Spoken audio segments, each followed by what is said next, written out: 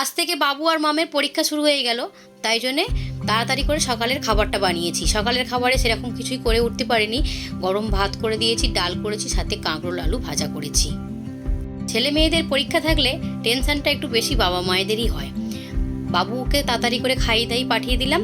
বাবুর হচ্ছে 11:30 থেকে পরীক্ষা, আর মামসোনার পরীক্ষা রয়েছে 1টা থেকে। বাবুর পরীক্ষা পাঠিয়ে আমি এই যে এখন খেতে বসেছি। আগে সকালের টিফিনটা করে নিই। দুপুরের রান্নাবান্না বন্ধ করে দিয়ে আমি এখন এই 1টা মতো বাজে দোকানে চলে এসেছি। এখন আমাকে এখানটা খালি করে এই বিস্কুটগুলো নিচে নামাতে হবে।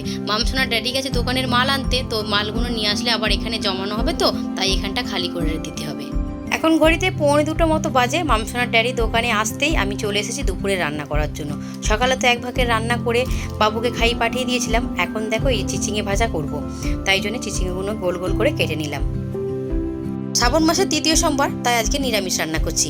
এমনিতে বাড়িতে সেরকম কেউ নিরামিষ খেতে চায় না, কিন্তু আমি বলেই দিয়েছি শ্রাবণ মাসের সোমবারগুলো আমি নিরামিষ রান্না করব, খাওয়া দাওয়া হবে, তাই জন্যেই নিরামিষ রান্না করছি। আজকে রান্না করছি দেখো ডাঁটা, সর্ষে ডাঁটা আর আলু দিয়ে, পোস্ত দিয়ে এই যে সবজি বানিয়ে নিয়েছি, আর সাথে চিচিঙে ভাজা তো রয়েইছে।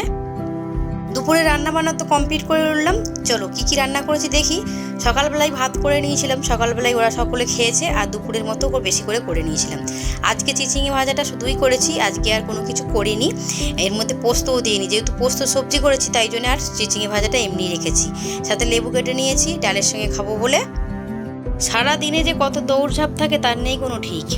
কখনো মামসোনাকে নিয়ে বেরোতে হয়, আবার কখনো দোকানের মাল আনতে যেতে হয়। বেশিরভাগ মামসোনা ড্যাডিই নিয়ে আসে, আর কিছু কিছু মাল আমাকেই আনতে যেতে হয়, তো আবার দোকানেও বসতে হয়। এখন এই যে মামসোনাকে রেডি করে নিয়ে যাচ্ছি।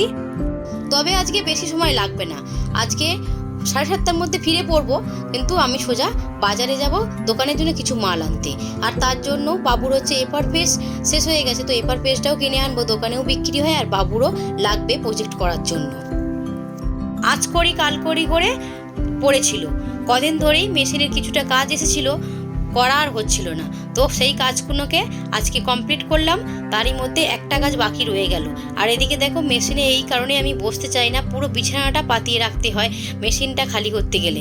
আর এদিকে দেখো এই কাজটা বাকি রয়ে গেল, এটা আর আজকে করব না, এটা কালকের জন্য রাখলাম।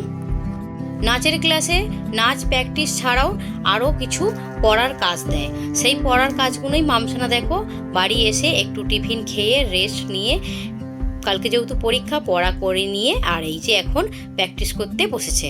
সেলাই মেশিনের কাজ করে নিয়ে তারপর 1 গামলা বাসন ধুয়ে তারপরে আমি এই যে গরম রাতের খাবারের জন্য গরম গরম রুটি করে নিয়েছি। আর রুটির সাথে খাবার জন্য আমি সেরকম কিছু করে উঠতে পারিনি, অনেকটাই রাত হয়ে গেছে। দুপুরের ছিল ডাঁটা আলু পোস্ত, আর সাথে এই যে টক দই ফাটিয়ে নিয়েছি, এই ছিল রাতের খাবার।